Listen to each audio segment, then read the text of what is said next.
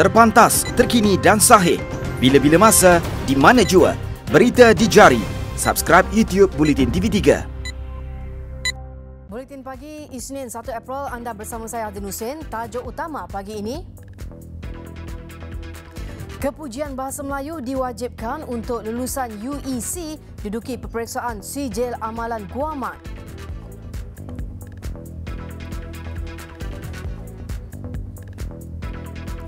Juga kerajaan tambah baik prosedur operasi standard aktiviti pelombongan boksit di Pahang.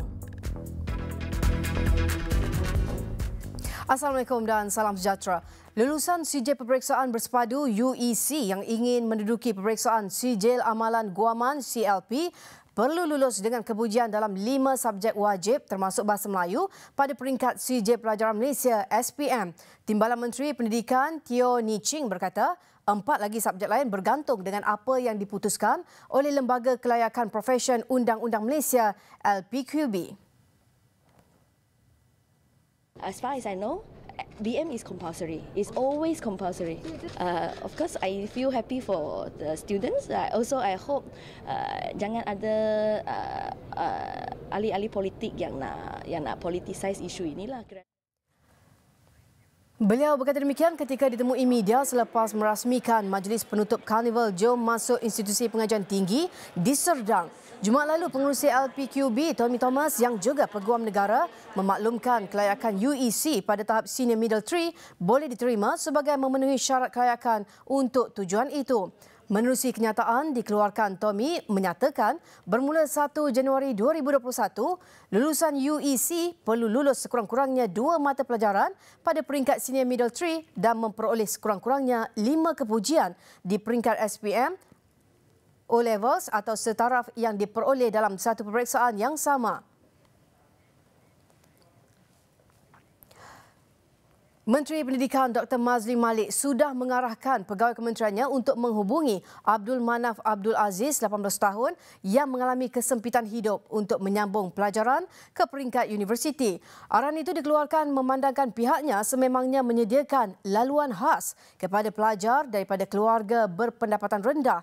Beliau turut mengucapkan tahniah kepada Manaf, pelajar Sekolah Sains Sultan Ahmad Shah Pekan, atas pencapaiannya dalam Sijil Pelajaran Malaysia lalu di laman Twitter rasminya. Sebelum ini, impian Manaf yang memperoleh keputusan 10A untuk melanjutkan pelajaran ke universiti untuk menjadi seorang doktor dikatakan samar ekoran kesempitan hidup keluarganya. Difahamkan Manaf telah memohon beberapa beasiswa dan mengharapkan permohonannya diterima untuk melunaskan hasratnya itu.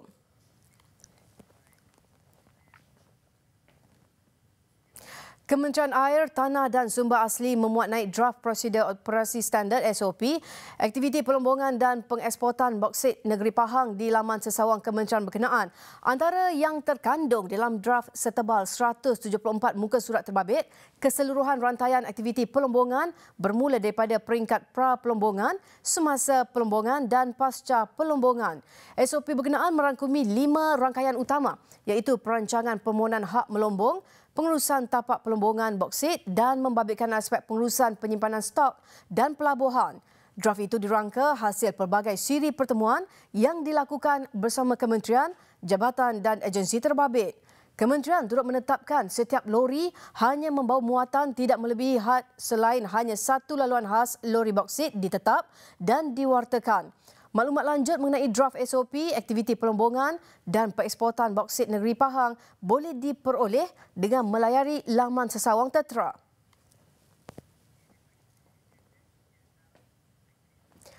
Pembelian sebarang aset pertahanan termasuk jet pejuang perlu mengambil kira kedudukan kewangan dan perkembangan ekonomi negara. Menteri Pertahanan Mohamad Sabur berkata, buat masa ini kerajaan lebih menumpukan kepada aspek penyelenggaraan, pembaikan dan baik pulih MRO bagi aset-aset sedia ada. Ujar beliau, meskipun menerima pelbagai tawaran dari negara lain seperti Rusia, China, India, Pakistan, namun kementeriannya masih berbincang melihat kesesuaian.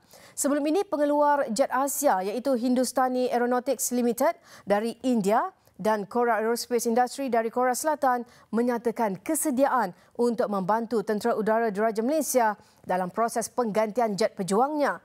Jun lalu, Panglima TUDM Jeneral Tan Sri Effendi Buang mendedahkan lebih 40% asetnya perlu dinaik taraf kerana melepasi had usia 20 tahun, termasuklah pesawat Hawk buatan BAE yang digunakan selama 25 tahun.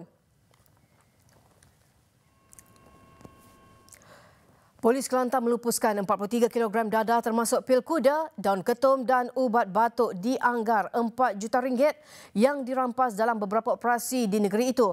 Ketua Polis Kelantan Datuk Ahsanuddin Hassan berkata, dadah itu adalah barang kes yang diputuskan mahkamah untuk dilupuskan. Dadah berkenaan yang dilupus dirampas dalam operasi narkotik pada tahun 2017 hingga 2018 selepas hukuman dijatuhkan dan dibuang kes. Kesan daripada penyalahgunaan dadah seperti mana yang saya sebutkan tadi is very serious. Maksud saya serius di sini kesannya kepada anak-anak muda. Beliau berkata demikian selepas menghadiri program pelupusan barang kes dan jihad dadah benci dadah sempena peringatan Hari Polis ke-212 di Lapang Sasar Bukit Pak Junoh, Pasir Mas. Tambah Datuk Ahsanuddin, pihaknya berdepan dengan kesukaran membantras penyerupan bahan terlarang itu di sempadan berikutan laluan terbuka dan tidak berpagar. Syarikat penerbangan seperti Malaysia Airlines Berhad MAB perlu beroperasi menjangkaui perkongsian kod dan mengkaji pakatan serantau untuk terus bertahan dalam industri berdaya saing dan berintensifkan modal itu.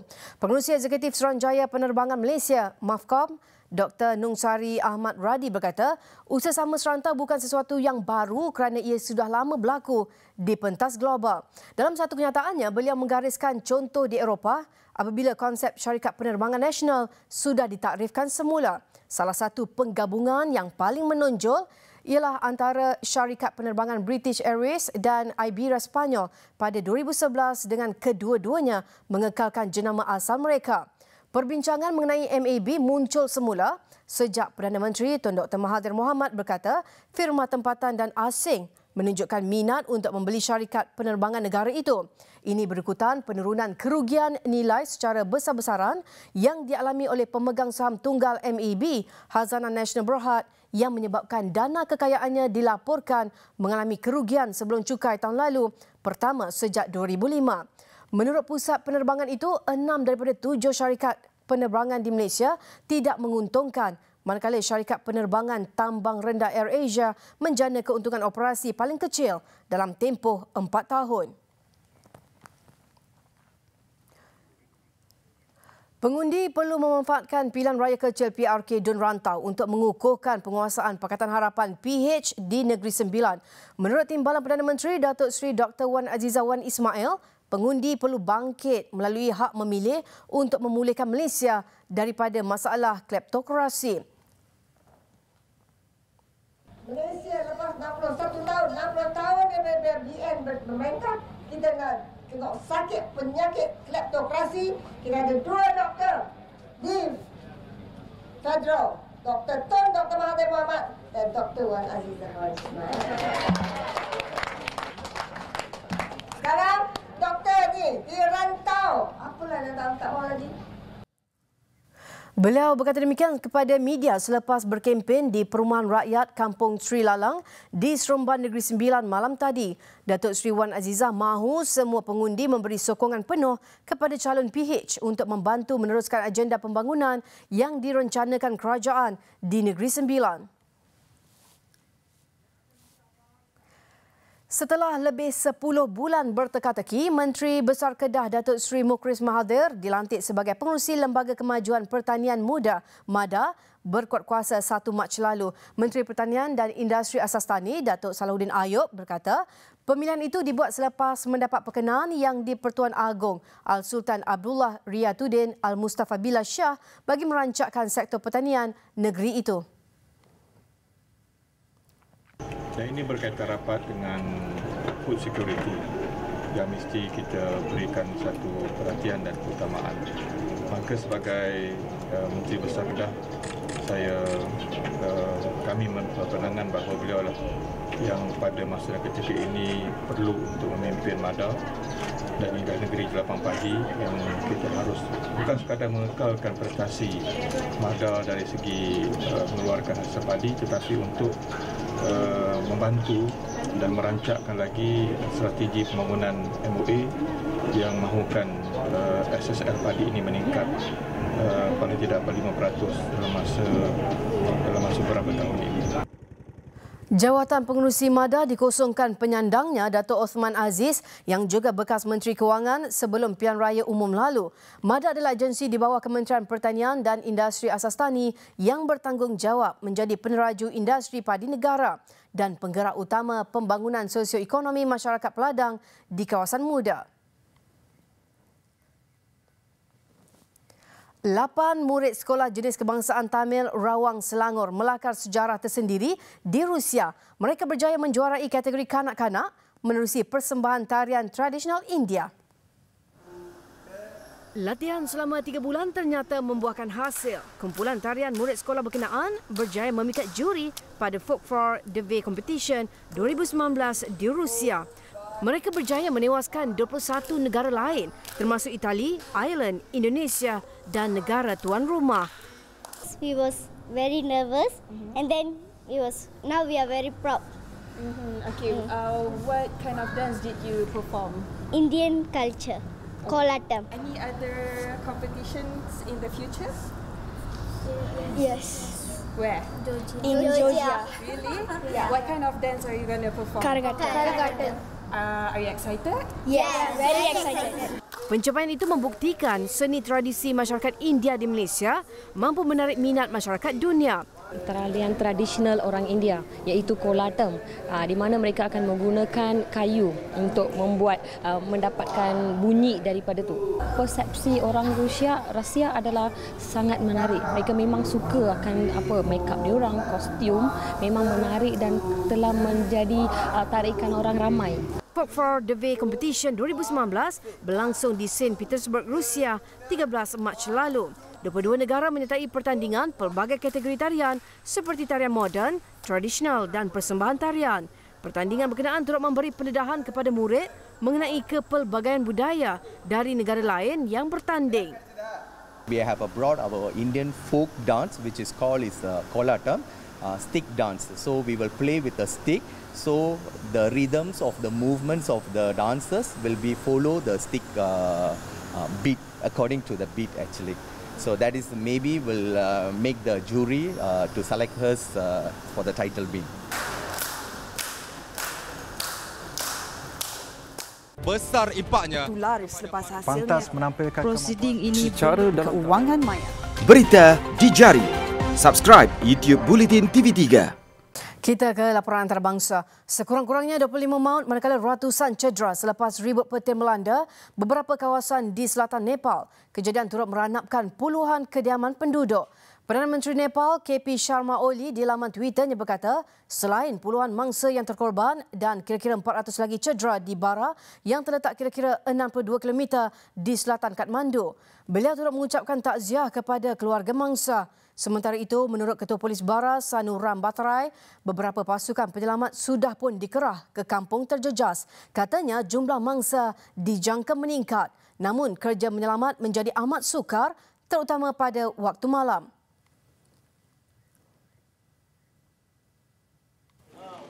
Beralih pula ke perkembangan pilihan raya Presiden Ukraine. Pencabar utama pilihan raya Volodymyr Zelensky dijangka mendahului pusingan pertama. Menurut tinjauan terbaru, Zelensky, pelakon komedi berumur 41 tahun, meraih lebih daripada 25% sokongan orang ramai. Penyandang Petro Poroshenko dan bekas Perdana Menteri Yulia Tymoshenko berdepan cabaran daripada Zelensky dalam undian terbaru. Poroshenko yang meraih lebih banyak sokongan berbanding dengan Tymoshenko dijangka berdepan Zelensky dalam pusingan kedua pada bulan depan. Presiden berusia 53 tahun itu meletakkan dirinya sebagai satu-satunya pemimpin yang mampu mengembalikan Crimea ke Ukraine jika beliau dipilih semula. Pemilihan pusingan kedua dijangka diadakan pada 21 April sekiranya tiada calon yang memenangi 50% undian. Ribuan penduduk Hong Kong mengadakan tunjuk perasaan bagi membantah rancangan kerajaan untuk meluluskan undang-undang penyerahan balik pesalah buruan ke tanah besar China. Cadangan itu turut membimbangkan komuniti perniagaan dan perundangan di bandaraya itu. Mereka khawatir pesalah buruan yang diserah balik ke tanah besar akan berdepan penyiksaan dan pendakwaan secara tidak adil. Langkah itu juga didakwa akan menjejaskan daya tarikan hak kewangan Asia itu kepada golongan perniagaan antarabangsa. Cadangan itu akan dibahaskan oleh Badan Perundangan Hong Kong pada Rabu depan. Jika dilaksanakan, ia akan membuka jalan bagi pesalah buruan diserahkan kepada Taiwan dan Macau dan tanah besar China. Besar impaknya. Laris selepas hasilnya. Pantas menampilkan prosiding ini secara dalam keuangan maya. Berita di jari. Subscribe YouTube Bulletin TV3. Kembali kita ke laporan sukan. Perebutan gelaran juara Liga Perdana Inggeris di antara Liverpool dan Manchester City kini semakin hangat apabila kedua-dua pasukan saling bertukar-tukar posisi selaku pendahulu. Terbaru Liverpool kembali berada di puncak liga selepas cemerlang mengatasi Tottenham 2-1 sekaligus mengumpul 79 mata selepas 32 perlawanan. Selain itu, Chelsea tidak ketinggalan memberi tekanan kepada kelompok 5 atasan liga selepas cemerlang menewaskan Cardiff 2-1 di tempat lawan. Beraksi di Stadium Anfield, Liverpool yang berdepan misi wajib menang untuk terus menghidupkan peluang menjulang trofi Liga Perdana Inggeris terlebih dahulu di depan menerusi jaringan Roberto Firmino pada minit ke-16. Bagaimanapun permainan kembali seimbang pada babak kedua apabila Tottenham berjaya menyamakan kedudukan satu sama hasil jaringan Lucas Moura minit ke-70. Ketika ramai menjangkakan Liverpool akan berduka, tandukan Mohamed Salah pada minit-minit akhir permainan berjaya mengubah kedudukan kepada 2-1. Apabila penjaga gol Spurs Hugo Lloris gagal memampan kemas bola dan lebih dramatik Toby Alderweireld menjaringkan gol ke gawang sendiri sekaligus membolehkan Liverpool meraih 3 mata penuh dan kembali di puncak liga. Sementara itu di Stadium Cardiff City, Loftus-Cheek muncul wira Chelsea apabila menjaringkan gol kemenangan pasukannya pada minit-minit akhir permainan. Chelsea menewaskan Cardiff 2-1 selepas Cesar Azpilicueta mencetak gol pada minit ke-84 dan Loftus-Cheek minit ke-90 dan gol sagu hati Cardiff disumbangkan oleh Victor Camarasa pada minit ke-46. Kejohanan olahraga Grand Prix terbuka Malaysia. Atlet berdarah campuran Malaysia-Australia, Russell Alexander Nasir Taib sekadar berpuas hati meraih pingat perak dalam acara 200 meter selepas hanya mencatat 21.12 saat semalam. Kelibat Russell yang sebelum ini berjaya memecah rekod kebangsaan milik Khairul Hafiz Jantan dalam acara 200 meter di kejohanan track klasik Queensland minggu lalu sememangnya menjadi tumpuan ramai pemerhati sukan olahraga tempatan di Stadium Nasional Bukit Jalil semalam. Ketika harapan disandarkan kepada atlet berusia 21 tahun itu, Russell bagaimanapun tidak berupaya mempamerkan kemampuan sebenarnya apabila sekadar melepasi garisan penamat selaku pelari kedua terbaik dalam acara 200 meter sekaligus berpuas hati memenangi pingat perak dengan catatan 21.12 saat sambil pingat emas menjadi milik atlet Taiwan Tai Sheng Wei yang merekodkan kepatasan 21.00 saat dan gangsa Xiao Po Ye juga dari Taiwan mencatat 21.24 saat. I felt like I could have done better. I guess I knew it was going to be a little bit hard coming off my PB last week and then flying over. However, there's no excuses. I just didn't perform as well as I wanted. So. Sementara itu, jago 110 meter lari berpagar negara Raizam Shahwan Sofian mengalami kecederaan di tangan selepas terjatuh pada pagar terakhir ketika beraksi di kejohanan olahraga Grand Prix GP terbuka Malaysia semalam. Kecederaan itu nampak serius dan Raizam dilapor dikejarkan terus ke Hospital Serdang. Namun menerusi catatan di laman sosialnya, Raizam mempertikaikan tindakan kurang pantas daripada pihak hospital berikutan kecederaan serius yang dialami. Raizam juga menjelaskan dia tidak mampu menahan sakit selain ingin pitam, apatah lagi terpaksa menunggu kira-kira 1 jam untuk mendapatkan imbasan X-ray. Jika kecederaan itu serius, Raizam dijangka terlepas aksi di kejohanan olahraga Asia di Doha hujung April ini. Bergu wanita negara Chow Mei Kwan Lee Meng Yan gagal dalam misi untuk menambah koleksi kejuaraan mereka apabila tewas dalam aksi final terbuka India semalam. Pasangan ranking ke-17 dunia itu terpaksa akur apabila tunduk di tangan pilihan kedua kejohanan dari Indonesia, Gracia Poli Apriani Rahayu 11-21, 23-25 dalam aksi yang berlangsung selama 51 minit. Untuk rekod, ini kali kedua Mekwon Meng Yen mara ke final di India selepas turut melakukannya pada saingan kejohanan antarabangsa Said Modi di Lucknow November tahun lalu. Namun ketika itu mereka berjaya muncul juara dengan menewaskan pasangan tuan rumah Ashwini Ponnappa and Sikki Reddy. Bergu wanita nombor 1 negara itu akan mengalihkan fokusnya terhadap saingan terbuka Malaysia di Asia Arena Bukit Jalil yang akan bermula esok. Mekwon Meng Yen akan membuka tirai kempen menentang bergu Thailand Jongkol Pan Kiti Tarakul Rawinda Prangchongchai. Sekian Buletin Pagi. Terus ikuti Buletin TV3 di platform digital dan media sosial kami. Saya Adin Hussein, salam hormat dan Assalamualaikum.